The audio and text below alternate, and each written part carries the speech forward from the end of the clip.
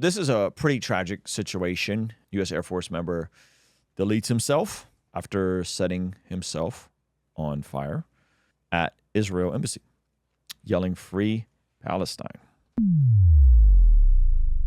That's dark.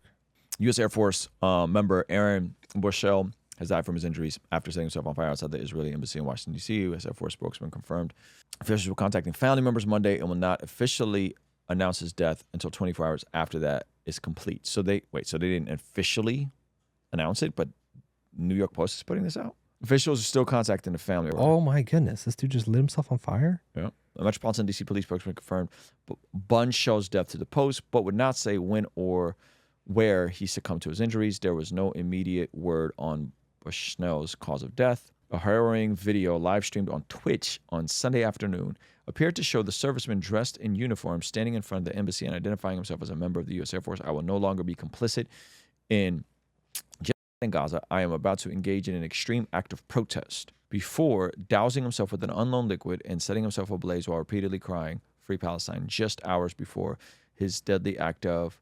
self-immolation. Bushnell posted a final message on Facebook. "Many of us like to ask ourselves, what would I do if I was alive during slavery or the Jim Crow South or apartheid? What would I do if my country was committing genocide? The answer is you're doing it right now," he wrote. The message included a link to the Twitch live stream, which was later removed for violating the platform's community guidelines. A closer look at Airman's social media revealed that he followed two Ohio-based anarchist groups, Burning River Anarchist and Collective and Mutual Air Street. So this dude was definitely radicalized to some form online, right? No one does these sorts of things and is in their right state of mind. He also liked an account belonging to Kent State University chapter of the radical pro-Hamas group Students for Justice in Palestine. There you go, right? So you consume this content over and over, and this is where your brain goes. In the now deleted video capturing the airman's fury protest, Bunshell was sprayed with a fire extinguisher before firefighters arrived on the scene to take him to the hospital with life-threatening injuries. Around 1 p.m., he was initially listed in critical condition. No embassy staffers were injured. Bushnell was not known to the embassy before the incident, the statement added. The airman had served with the U.S. Air Force for nearly 4 years and was based in San Antonio, Texas. According to his LinkedIn profile, for the past year, Bushnell worked as a software engineer while pursuing a bachelor's degree in computer science from Southern New Hampshire University. Bushnell described himself on the professional networking site as an inspiring software engineer with a wide breadth of experience. So it sounds like he was current military. Keep going. I don't know why they're like going in depth about his IT passions. Yeah, that's really random. I guess this is just not a lot of information out about him. So they're just trying to like fill up a word count. Yeah, super, that's dark. Super tragic, super sad. But I think this is what happens when you get when you have too much time on your hands and you get radicalized on the internet. A lot of people are susceptible to do this. People who have some, or perhaps unwell in their own life, are susceptible to this sort of stuff. And so it's super sad. I think a great resource for you guys, if you really want to hear like a good faith conversation on this topic that goes deep, actually, is Destiny has a really good conversation with Mark Lamont Hill. Can you pull that up so we can point people to it? Mm-hmm. I don't have the time to go over all of this in terms of what is and isn't legal and international law and all these things. But this is a really good conversation that really goes in deep. This conversation right here, they go on for about 2.5 hours. If you guys want like a good in-depth conversation, and by the way, this is one of the only overlaps me and Destiny have where me and Destiny agree for the most part. Destiny takes the pro-Israel position. Mark Lamont Hill takes the pro-Palestine position. And they have a really good conversation. I agree with most of Destiny's position. I'm probably a bit further pro-Israel than he is. But it's a long and complicated history. And most people don't know any of it. All they know is what they see, and what they see is extremely tragic. But then the question comes down to who does the responsibility fall on? And it does not fall on America because Hamas decided to commit a terrible act and multiple terrible acts and consistently send rockets over Israel. And Israel decided to protect themselves and prevent future attacks, which they have every right to do. I think Israel has a tendency to be heavy-handed. I've said that from day one. I got dragged on Christian Twitter day one. I said this October 7th. And Israel has a tendency to be heavy-handed, but if you've never visited a Holocaust museum, you will not understand.